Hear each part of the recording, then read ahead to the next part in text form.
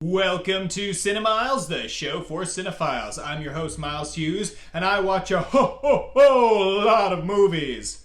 Ugh, not my best. I'm going to count down my top 5 Christmas movies of all time, as requested by the one and only Jason Woods. Now, my taste in Christmas movies might run somewhat counter to the traditional idea of what a Christmas movie is. While I do have some affinity for the classics, a lot of my personal favorites kind of blur the line as far as what can be considered a Christmas movie. So if you're looking for a more traditional list that includes things like Miracle on 34th Street or A Christmas Carol, this ain't it. It's entirely my opinion. I'm not saying this is any definitive kind of list or anything. This is purely the stuff that I like to watch around the holidays. First off, I gotta put out an honorable mention to all those Christmas short films that we watched as kids. You know the ones, whether it's the Rankin Bass, Rudolph the Red-Nosed Reindeer, Santa Claus is Coming to Town, or the original animated edition of How the Grinch Stole Christmas. All those little films deserve a special place in our hearts, even if not a special place on my list.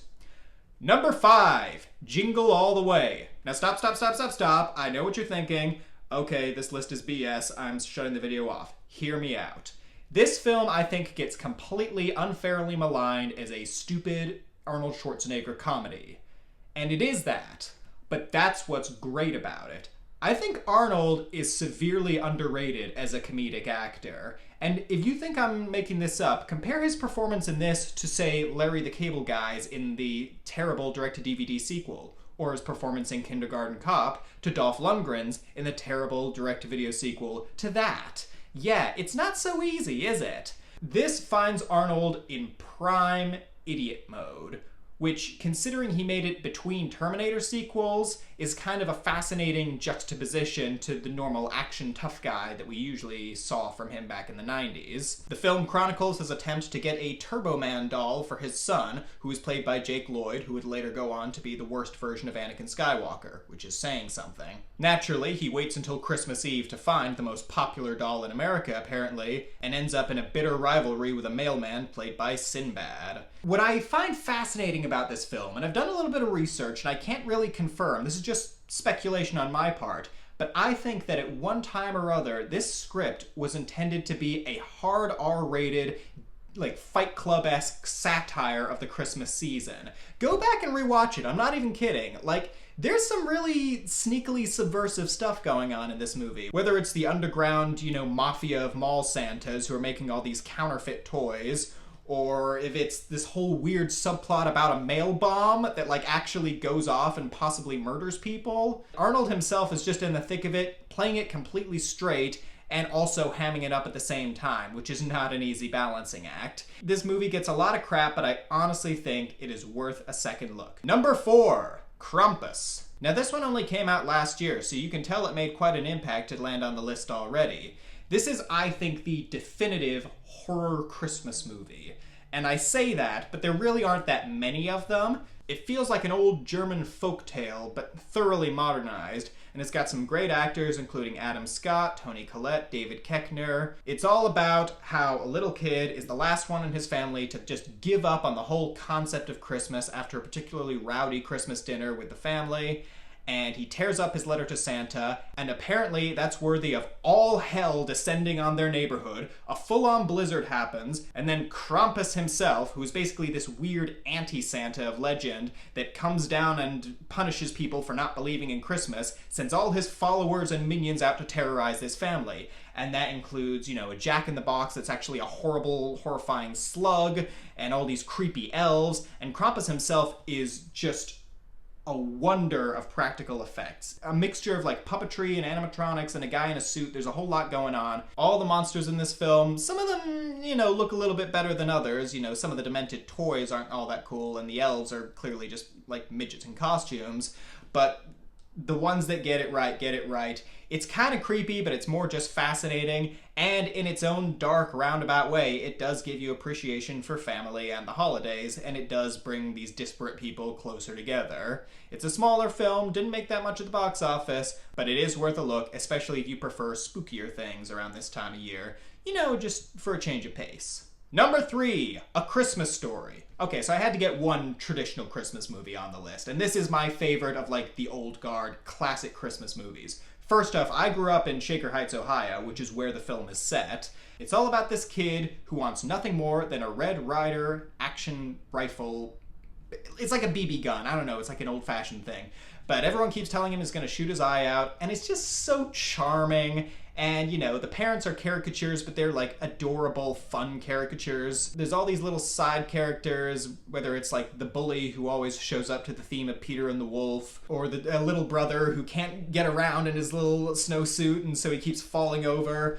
You know, the kid who gets his tongue stuck on the pole. There's so many classic, iconic scenes. All of Ralphie's dream sequences are hilarious. The whole subplot about soap in the mouth. Oh my god. There's just so many little moments. Like, this is a classic. If you haven't seen A Christmas Story, what's going on, man? It is so good. It is so much fun. It totally holds up. And the weird thing is, like, the older you get, the more you kind of sympathize with the parents. So there is something universal about it. Like, I think my parents watched it as kids, and then they showed it to us, and I know I'm going to show it to my kids. Like, it is a classic, and if you're looking for just a pure traditional Christmas movie, this is my highest recommendation for you.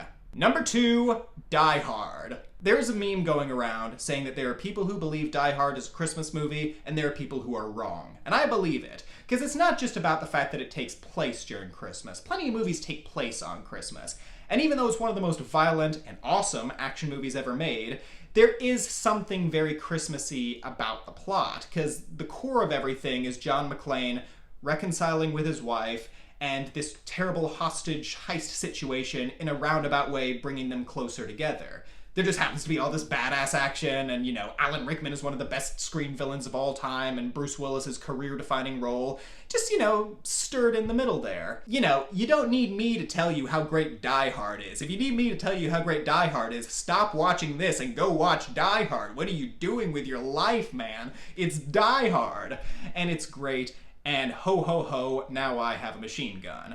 Just the best. Check it out. Also, fun fact, I actually saw Die Hard 2 Die Harder for the very first time, like, earlier this week, and that's also technically a Christmas movie. It doesn't have quite the same spirit to it, but that is possibly one of my new favorite unintentionally hilarious action movies. William Sadler doing naked Tai Chi. That's all I'm gonna say. Number 1, The Nightmare Before Christmas. Yep. I'm that asshole who likes The Nightmare Before Christmas more than any other standard Christmas movie, and I'll tell you why. First off, this might be my favorite animated film of all time, so I do have a little bit of bias. You know, it's one of my favorites as a kid, but not only do I think it absolutely holds up, as I do with all of these films, but it does really embody the Christmas spirit from an interesting perspective.